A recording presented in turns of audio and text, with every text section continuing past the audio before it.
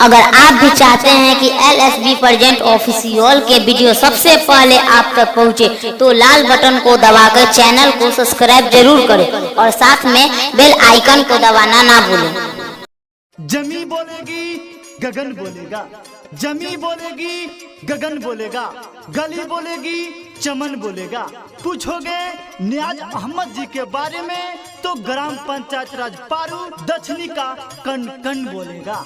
जी हाँ भाइयों, मतदातागण साथियों, इस बार ग्राम पंचायत राज पारू दक्षिणी से मुखिया पद के भावी प्रत्याशी हैं शकीला खातून, जिनका निवेदक है भाई नियाज अहमद जी। जी हाँ, तो इस बार हम सभी मतदातागण साथियों को, भाइयों को, बहनों को एकजुट होना है और अपने भाई नियाज अहमद जी को ग्राम पंचायत राज पारू दक्षिणी से मुखिया बनाना है। कौदी है विकास जन भुलाई हो, शकीला खातून के जीतई है। कौदी है विकास जन भुलाई हो, शकीला खातून के जीतई है। इन्हीं के मुखिया बनई हो, शकीला खातून के जीतई है। इन्हीं के मुखिया बनई हो, शकीला खातून के जीतई है। याद बा तो आबाद बा, याद बा तो आबाद बा, आ ना तो फेरू 5 साल बर्बाद बा।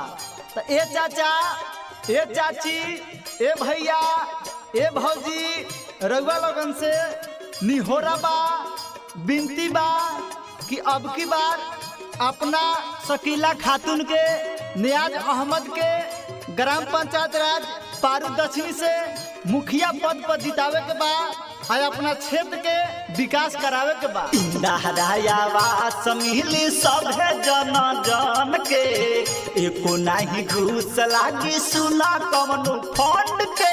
भाई नियाज अहमद जिंदाबाद, जिंदाबाद, जिंदाबाद।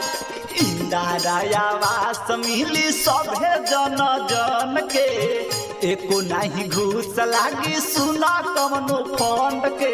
सभे मिली एकाता बनई हो, शकीला खातून के जीतई हो। सभे मिली एकाता बनई हो, शकीला खातून के जीतई हो।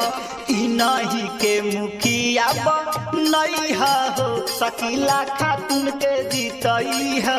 इन्हीं के मुखिया बनई हो, शकीला खातून के जीतई हो। दिन हो या रात हरदम रहेंगे आपके साथ। ई कहा नाम बा पारू दक्षिणी पंचायत के मुखिया प्रत्याशी शिक्षित उम्मीदवार भाई नियाज अहमद जी के। अब की रउआ मौका देता नहीं तो रउआ क्षेत्र में, रउआ पंचायत में विकास के गंगा बही। तो माई बहिन, चाचा चाची, भैया भाभी, रउआ लोग से निहोरा बा कि अब की भाई नियाज अहमद के ही जितावे के बा। सबका से सच्चाई हो, बारी ईमानदार हो, हरदम कह देली गरीब हमन से प्यार हो। शकीला खातून जिंदाबाद, जिंदाबाद, जिंदाबाद। सबका से सच्चाई हो, बारी ईमानदार हो, हरदम कह देली गरीब हमन से प्यार हो। बबुआ मुन्ना गावे पारा चरावा हो, शकीला खातून के जीतई हो। मिली जुली एकता बनई हो, शकीला खातून के जीतई हो। इन्हीं के मुखिया बनई हो, शकीला खातून के जीतई हो।